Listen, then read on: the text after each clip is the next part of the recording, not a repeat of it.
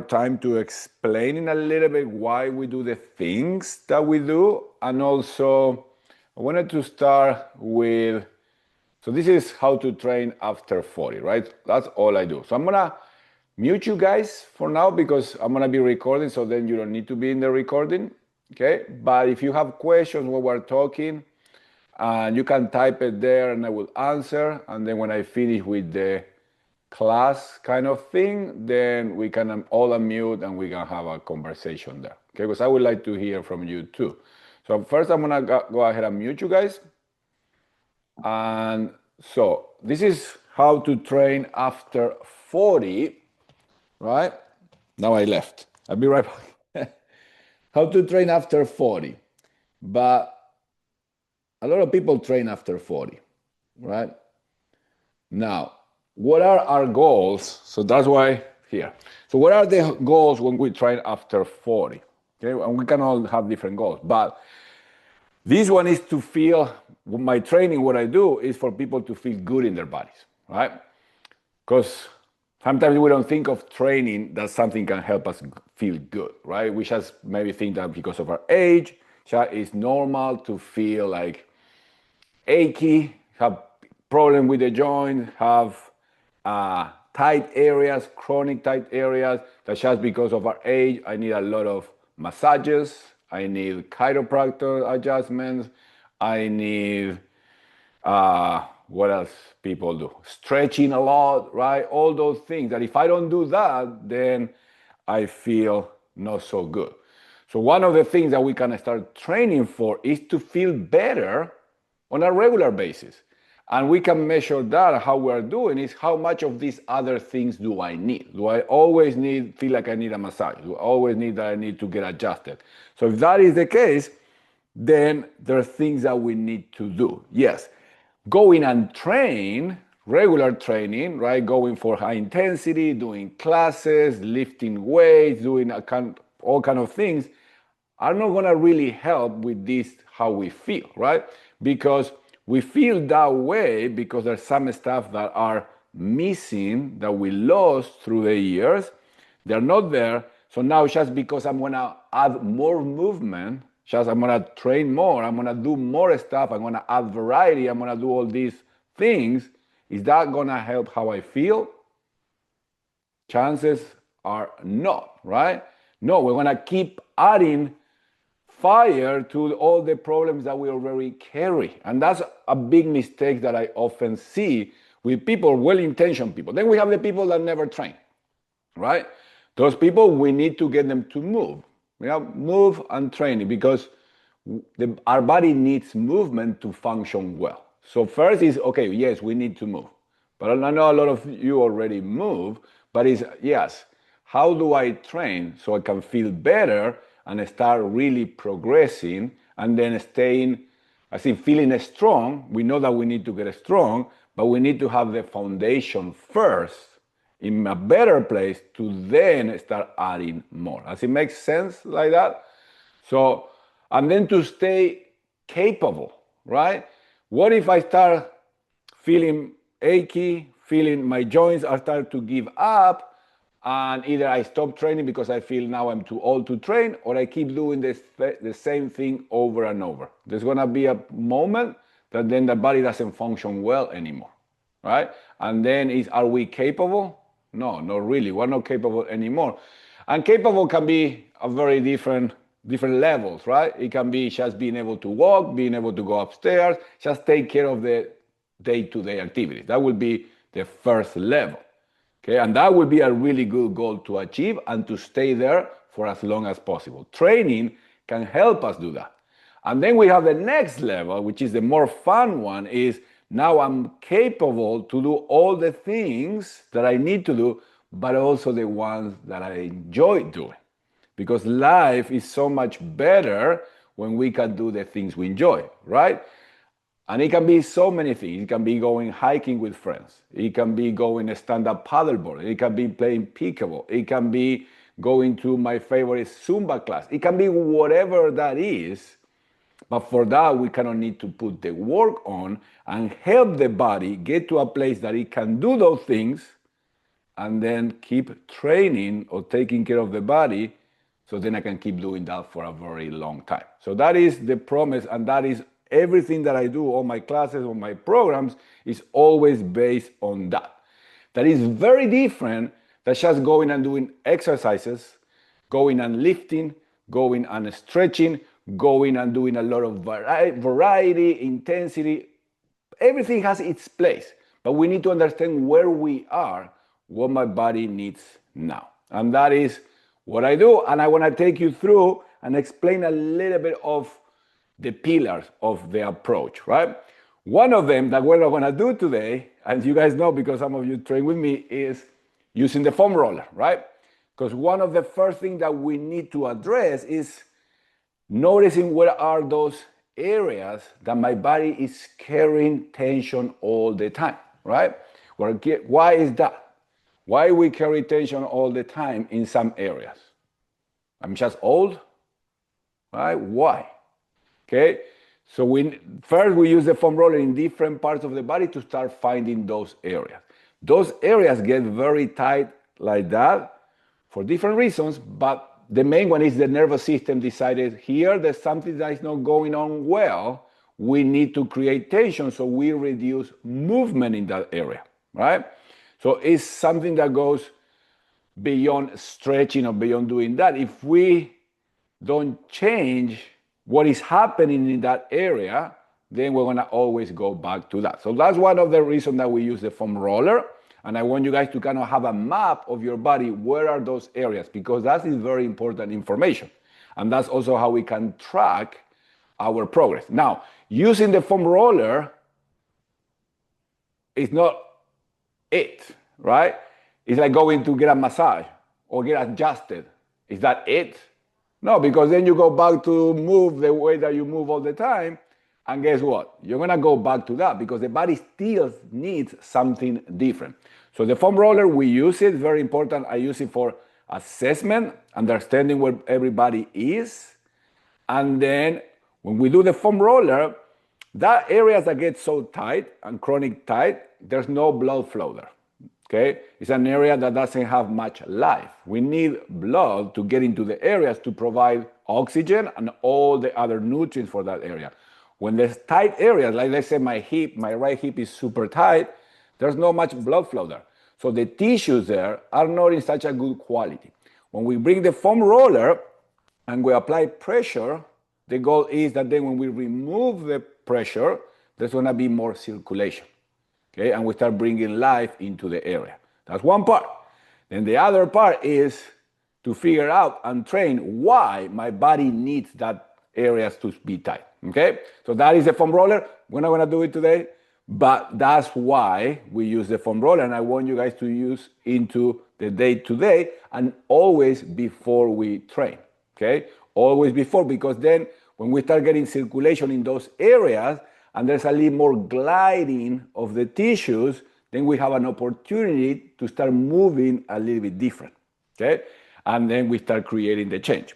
Now, the second part of the approach is our breath. Oh, you probably heard me talking about breathing, right? Super important. So I see the body and we go from the more essential parts to then to the outside. So we need to start from the center. The center is our core, right? Our trunk, okay? It's not our biceps, it's not our back, it's not our legs, it's not even our glutes. It's our midsection. A big part of the midsection is being able to manage pressure, internal pressure through the breath. And that's what we're gonna do. We're gonna practice our breathing, okay? We're just gonna review, and I'm gonna take you to a few different positions, and I want you to think and give value to the breath and practice, because most of us have lost the capacity to breathe efficiently, right? So we lose part of that internal pressure in the midsection, plus many other. Remember that I say tension is also the nervous system not feeling safe, right? And start tightening areas, necks, pecs, all of that.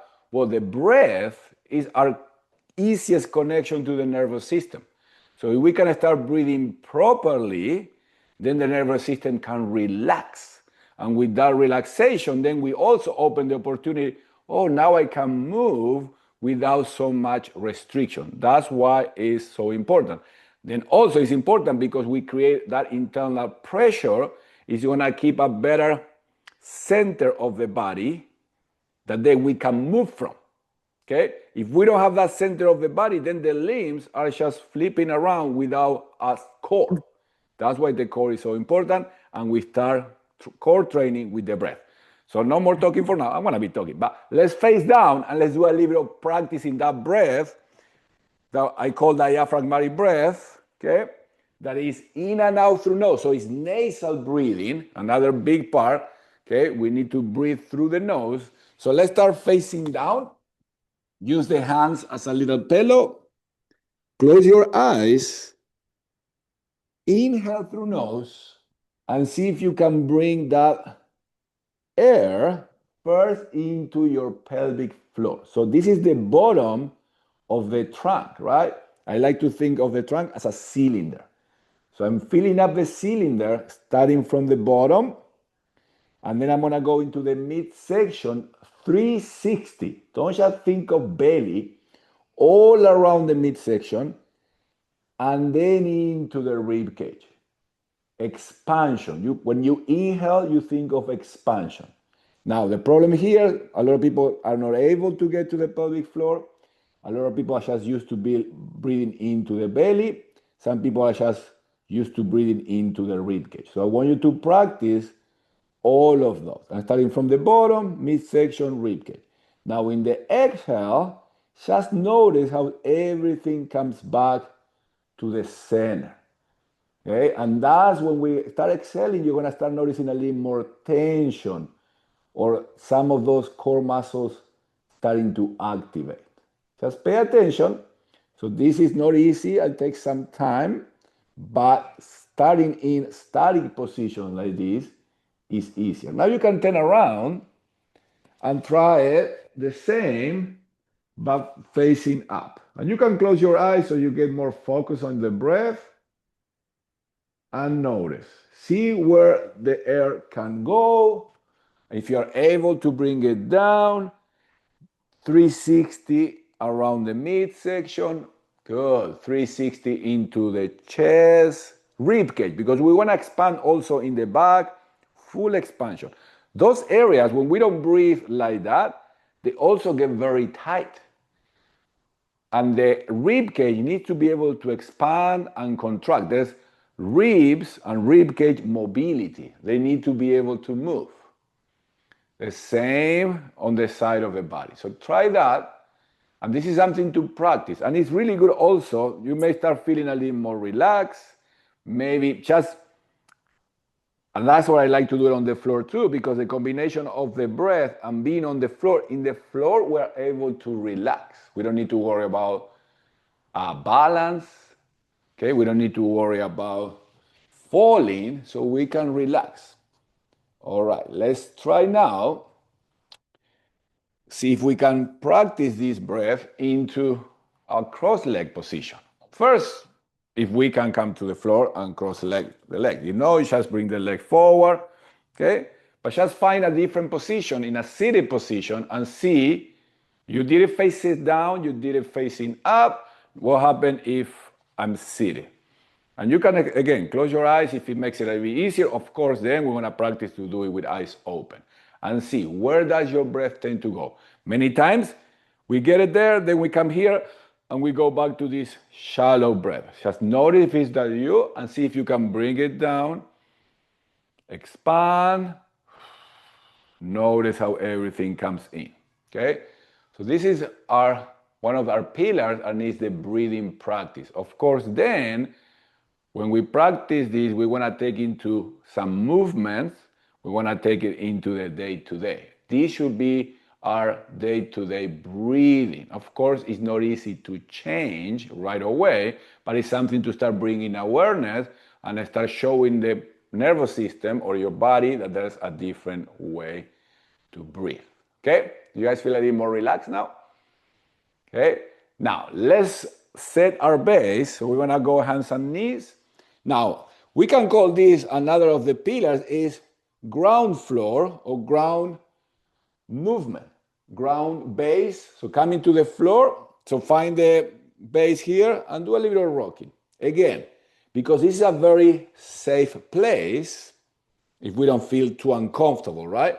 If we feel too uncomfortable, we can always add more blankets, more mats, okay? But coming back to the floor is a way to calm down the nervous system.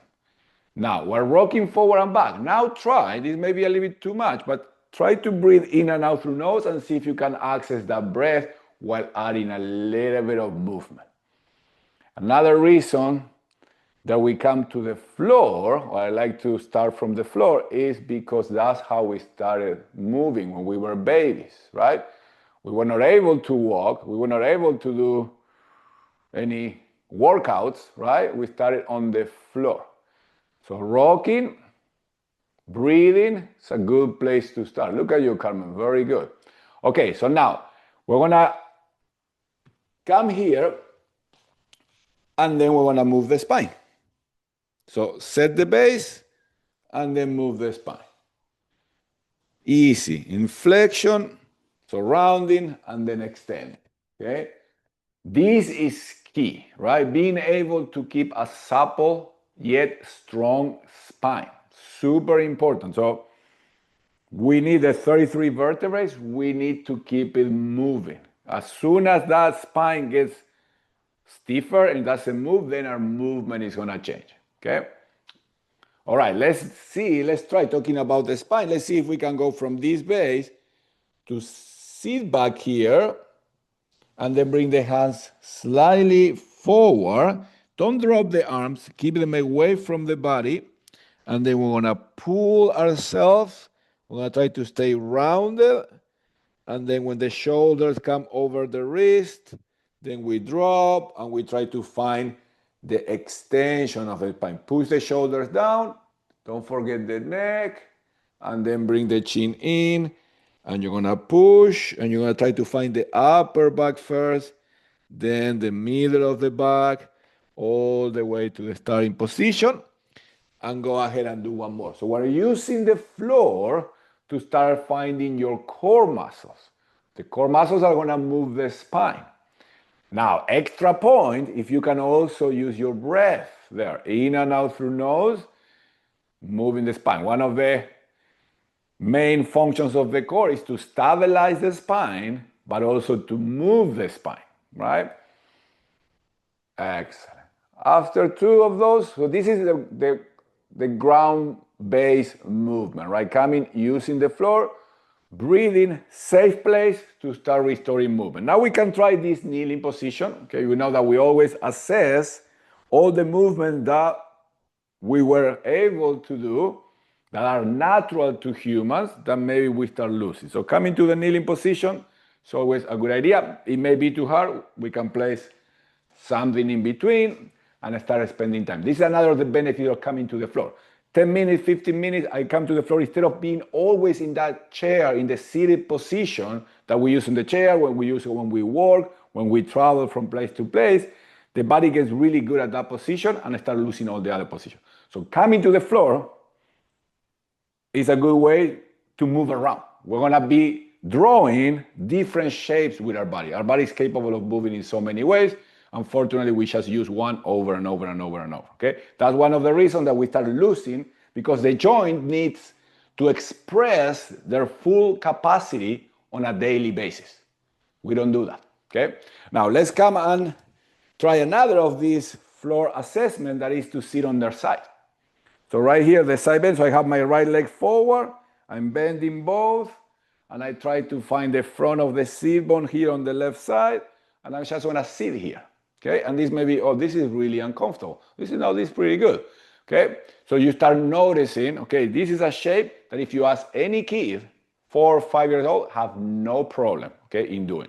For us, because we're older? No, it's because we haven't been using our joints, especially the hips. The hips can move a lot. If they don't get to express on a daily, on a regular basis, then we start to lose their movement, okay? Now here, can you breathe the same way? Oh, now you're asking too much. Just try, okay? Many times we're doing well, and then we come here and we go back to that. And that's okay. We practice. Can you relax? It's like, oh, then the position is not so uncomfortable anymore. Practice the breath. Remember, this is easy to come on a regular basis, spend some time on the floor. Let's try the other side and see how the other side feels. Okay, you may start noticing, this side is better. This side is maybe not so good. This is very important. This is part of the training that I do. That is, we need to start finding these kind of restrictions, because if this side is very comfortable and the other one is very uncomfortable, that already showed me that there are differences on how those hips can move. Okay, now if I have hips, and we can go to the other side, so you don't need to stay here for too long. Like if the hips move differently, right? And you walk, for example, you go and you do your 10,000 steps every day, we know that one hip is going to move in one way, the other one is not going to be moving the same. So something that is good going for a walk, it may start becoming too hard on some of the joints because we don't walk side to side, right? If there's one area that the body cannot really move, the body's going to go around and it's not going to get there. And then we start loading, putting weight on the joints in different ways, okay?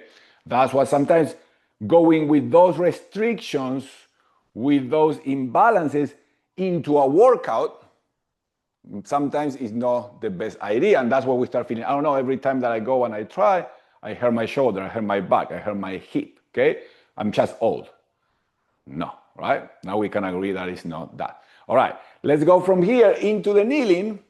Another fun thing to do on the floor is going from the kneeling, step into a half kneeling, and then you can pretend that you're gonna grab something, okay? A reach. Then come back, because a reaching is something that is natural movement. It's something that we need to do through life. We don't go around stretching, but we go around reaching for things. And when we reach, and especially if we follow our eyes, because when you're gonna reach, it's like, oh, I'm gonna grab my foam roller, right? So the whole body needs to organize. That's how we learn how to move. The only reason for movement is to either go and grab something or escape from something. So, and a step in different directions. Now, what about the breath? Oh, I forgot about it, okay? So go back to the breath, okay? Stay relaxed. Doesn't need to be big. This is another issue with movement. Sometimes we feel like just because it's big and it's fast and it's a lot, it's gonna be better. And as I already explained, sometimes that's what we shouldn't be doing. All right, let's take a breather, drink some water. We're gonna move into another of the pillars, that is alignment, posture, and core functionality. Like I say, we start from the center, okay? So one of the simple ways to start addressing all of those together is very simple. We're gonna go back to the hands and knee position, the quadruped position. But now we're gonna look for better posture, okay? So when we do standing posture, it's harder because we don't have any reference. Now, when we are on the floor, I'm gonna ask you to go hands shoulder width, okay? Hips, our knees are about hip width, and there's a little more compact here. So don't go too far back with the knees, bring them a little bit closer to the hands. Now, check on your spine. Move the spine one more time and try to find a neutral position of the spine. A neutral position of the spine is a little bit rounded of the upper back, okay? The shoulders are toward the hips, and then I'm gonna ask you to try this, to move the pelvis independently of the rest of the spine. Now, this is important because we tend to be, some of us are very bad out, or we tend to be very rounded in the lumbar spine. And the lumbar spine has a slight arch, right? So we're trying to use the floor to play to find a more neutral position for that spine. Now, another big thing is the shoulder blades. So I want you to practice moving, but without bending the elbows, okay? Now, lock the elbows, yes, Sherry, and try to retract, so bring them closer to the spine, and then push and glide them out. So this motion, and don't be surprised if it's a little bit challenging because it happened. I want you to push the floor, keep the shoulder blades in the protracted position, so away from the midline. Check on the head, because if we're working on posture, yes, one of the important things is the head. If my head is falling forward, that happens often, then my whole body kind of follows the eyes. So make sure that the chin is in and the neck is long, okay? Now in that position, we're finding alignment. Now we are giving the core muscles a better chance to start functioning again. So now what I want you to do that, don't move anymore, lock that neutral position, and we're gonna practice the breath. You're gonna inhale, you're gonna expand. Can you access the pelvic floor? The midsection 360, the rib cage 360. Now, this time I'm gonna ask you to exhale slowly through mouth until you are empty, slow, like you're blowing a candle. Keep going and notice what happens with your core muscles. Don't move anymore. You're getting stronger there. You're working on alignment. You're calling back your core. Now, when you exhale that way, you're gonna feel core activation, right? Now, in the next inhale, keep some of that tension on your midsection and breathe again, trying to bring the air through the whole cylinder. Notice how that feels. So now we're restoring alignment. We're start building a stability on your core, on the shoulders, on the hips, and then rest. Okay, take a little breather. So that's a very simple drill. Most people overlook, but imagine if we don't have good alignment of our bodies, the muscles are not gonna be in a good place to work. I don't have solid structure, and then I'm gonna go and do workouts. I'm gonna go and lift because that's good. I'm gonna go and do whatever I'm gonna do. I'm gonna be more fragile, right? And again, it's not because of the age, it's because we have lost the capacity to keep our alignment. So the floor, very simple. Now, do you guys wanna challenge that a little bit? How will we challenge? You don't need to do it. But that's what we do in classes, and now you understand why. So after I send the position and I start restoring the posture, restoring the alignment, restoring my breath, now is, can I move my limbs without bringing the whole structure with me, right? For first, we want that stability. We want to meet, because this is what happened. Let's say that I'm going to set, and we're going to move at the hips, right? So I'm going to move, I want to set this position. And I say, okay, I'm gonna work on hip movement, but then I end up moving all around, okay? Because I don't have that stability, then I never get to move my hips. And that's happening when we are out there. We're walking, we're running, we're doing workout classes, we're doing anything. This is an example, without really moving the hip, because the body is just compensating. So if we wanna work on hips and we wanna have stability, then we need to go through all this kind of boring movement until I restore that. Okay, so one that I will do for this one is, and you don't have to do it, find it the same position, okay, and then we're gonna just move at the hips. Can I move my hips without bringing my whole structure? One of the big problems that I see and we're dealing with is lumbar spine instability. It's weak, it's moving all around, most of the times to cover up for hips that don't move and thoracic spine that don't move anymore, okay? So simple drills to start restoring that.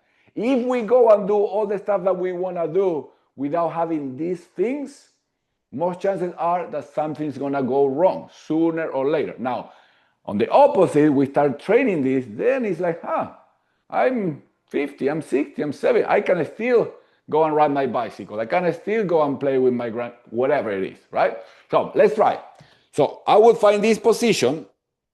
So you need to spend the time to find the alignment, to check, Do one breath, notice your core. We're trying to set up the rib cage on top of a neutral pelvis. I'm pushing the floor slightly, I'm in protraction. Another reason that we come to the floor, for reflexive, that's how we start building our stability as babies, by spending time on the floor. Now, stay there and bring your left hip, okay, left hip into flexion. So that will mean the knee closer to the chest. Now, are you able to do that without moving anything else? Keeping the shape. And then we're just going to practice. This is very limited. Can we bring that hip in extension without losing any of the rest? Notice your core. Now bring it in. Practice a couple reps. Most of the time what happens here, people end up arching the back. Rounding the back when the hip goes in, and arching the back when the leg goes back. Okay, now bring all the legs in contact with the floor, reset, and for this, to do it right, we can only do a couple reps because we're trying to move differently. And you should start getting tired of pushing the floor. And the floor never gets tired. I've been trying for a long time. You never get tired. Okay, find the position again. Now, what is my alignment? Where are my parts? Where is my head? Where are my shoulder blades? Where is my pelvis? Now, hold hands in contact with the floor. Now, do the same with the right leg and see how that feels. Can I move only at the hip level? Do I even know where is my hip and where is my lumbar spine? I see that all the time. Then, move the leg back. Can I keep my core engaged? Notice, if you're doing it properly, you should feel your core and maybe your right glute starting to turn on. And then rest. And it's not just doing it properly, it's having it where it needs. And then rest. Don't do it anymore, okay? I just want to show the importance of restoring that. Because if I cannot get into a position here that I can extend my hip without doing this and able to go far enough that this right glute turns on, if I don't have that, you shouldn't be able to walk properly, okay? You shouldn't allow to walk. I mean, you walk, but without having enough hip extension, we're going to end up putting a lot of stress on the low back because the low back is going to start compensating for the lack of this. And then there's many lacks that we have, and we compensate all the time. And that works until maybe it doesn't work anymore. All right, you guys want more? Okay. All right, now the next part. So we do the releases. We do our breathing, right? We do our floor time. We start working on posture, alignment, and core. A lot of simple but tedious work, right? We're trying to change. Then what do we do later? Next step, final one. We start adding movement, right? Movement at the right level. If I don't have all these other things that I mentioned, should I go all kind of fun movement? Probably not. Because then I'm going to bring you back to all compensation on top of compensation. Yeah, it's fun. Maybe I sweat. Maybe I even start building some muscle, but then tomorrow I wake up, I don't feel so good. The next day, not so good. In 3 months, you say, I cannot train anymore. But not even that you cannot train anymore. Now I don't even know in 5 years I'm going to be able to continue riding my bicycle. Does it make sense? Okay. So let's add a little bit of movement, but we don't have, this is plenty of work that we can keep doing until this becomes easier. And then when that is in better place, all the other stuff, working your arms, working your legs, doing all that is so much easier. The center, these pillars are where it's harder and takes longer. But when they're restored, everything else becomes so much easier and sustainable. You don't need to just be breaking down because you go to a class or you pick up something from the floor and now it's 10 days that I cannot move, okay? All right, if you want, let's take a seat. This is optional, it's just a little bit of movement. So I don't make it too long because we can stay here for too long, right? And I want to talk and have a little conversation with you guys. All right, one of the movements that I like to do is on the floor and to start doing a little bit of rolling, okay? For multiple reasons. One, you don't need to even roll now. Keep the feet grounded and just flex your spine and then bring yourself back. Why? Because the spine, as I said earlier, we need to keep it supple, okay? We need to be able to move the spine. When we get weaker core, we cannot move the spine so well anymore. Okay, so this would be a good place to start. Rounding. Can I move my spine? Don't think of what I'm doing kind of like a crunch. I'm like flexing my spine and then trying to bring myself to more neutral.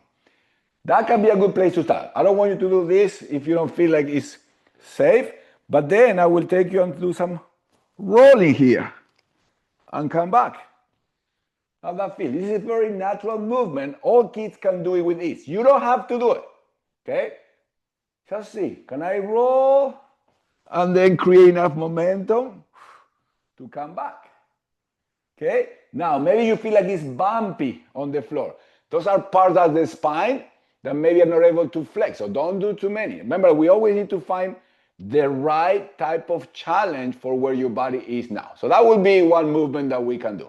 Now, let's do another one that may be a little bit easier, maybe a little bit harder. Okay? So we're going to be facing up.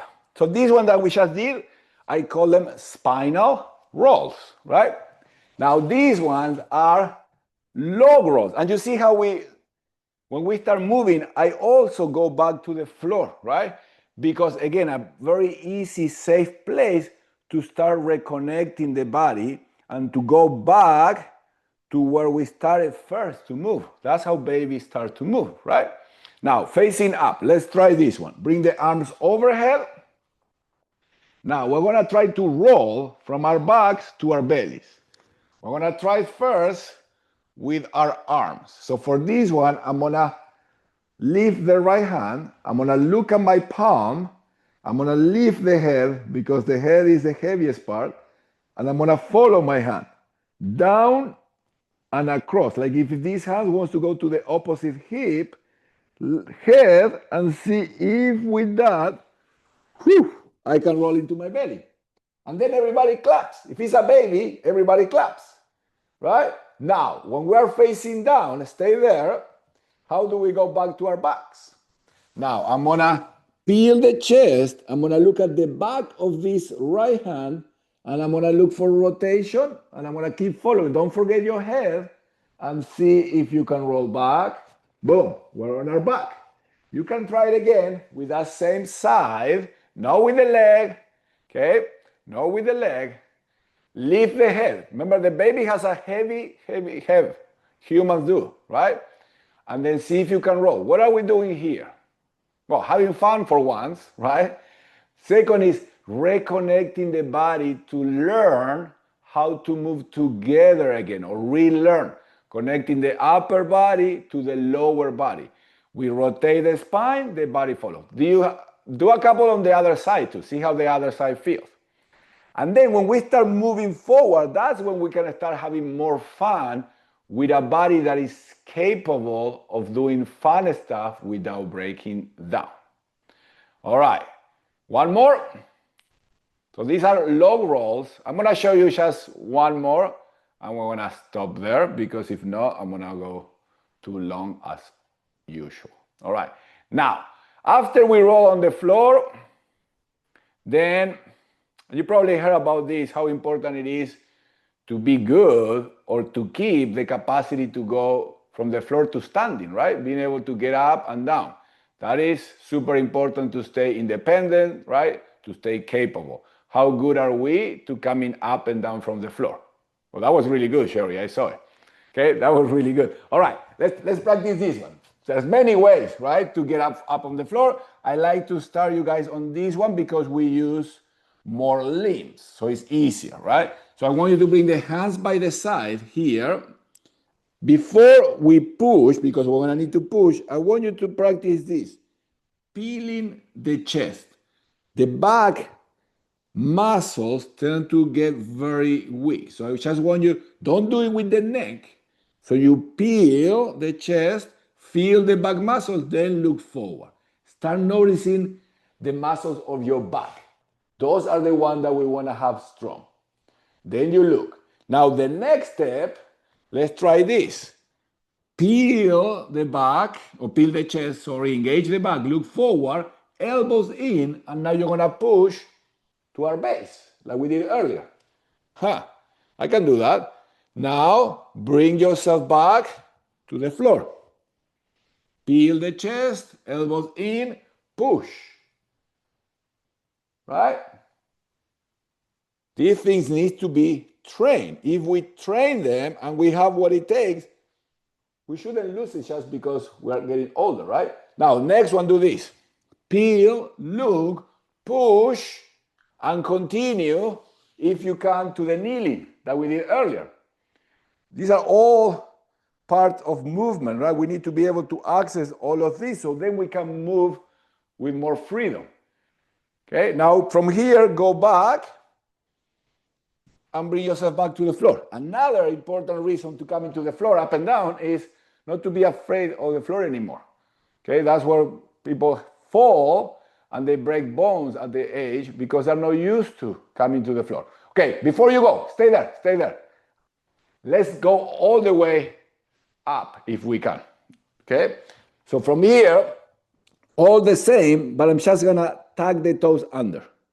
And I can peel and I can push. And here, as I start walking back, I start pushing a little bit more so I can bring myself or the feet in contact with the floor and I can come to standing. Perfect, we did this part. Now, can I go back down? How do I do that? Okay, we can start getting into a little squat. You can lift the heels and then bring the hands. Now we're in 4. Then just walk, bring the knees, bring the chest. And then we can do a couple more. And we practice, but peel the chest, push, very good. Transition to the toes, start lifting, excellent. Right? And then let's bring it down one more time. Squat, walk yourself, place yourself on the floor. One more time, going up. Excellent. Notice, that is one of the things that I didn't mention yet. Let's come down one more time to the floor, come down to the floor. So going up and down on the floor, which joints have you used? Now let's meet on this seated position, right? So coming up and down on the floor, and it can be really hard. Maybe you do 1 rep, you do 2 reps. Maybe that's not something that we do now because I don't have what it takes to do it properly. Okay, what are the things that I need to improve? But when we start using movement, natural movement, now it's like which muscle do we use? Which joint do we use? Well, all of them. When you go for a walk, which muscles do you use? Which joint do you use? When you go for a run, if you go for a run, when you do sport. So that's why it's important to bring the body together again and teach the body to move as a whole again, okay? And then notice what is the level that I should be, get good at this. Okay, what are the things that I'm missing? Practice those, and then we can start layering. So in that way, we can always be progressing. Instead of just, I work out, then I get hurt. I cannot work out anymore. Now I hate working out. Now I got and then I'm just getting old. I'm gonna give up everything. I'm just gonna sit on the couch and eat some potatoes, okay? All right, now let's finish here. We wanna finish. Find a comfortable seated position on the floor. Close your eyes and let's practice 3, 4, 5 of those breaths again. Don't force big one, let's just see how you're able to breathe now. Close your eyes, let go of some tension. Keep practicing the breath, but don't make it big. Just notice, kind of more like watch your breath. Notice the body, release. Remember, there's a lot of tension that we hold because the body is a little bit afraid, the body is stressing, and we just get used to carrying that. That tension is not good, right? We need tension and we need relaxation. With the next exhale, open your eyes, and that is it for today. Thank you. You can now unmute yourself. Let's have a little chat because it was a lot of me just chatting and chatting. Let me know if there's any questions first. If it's a little more clear, if I made a good job, why we do the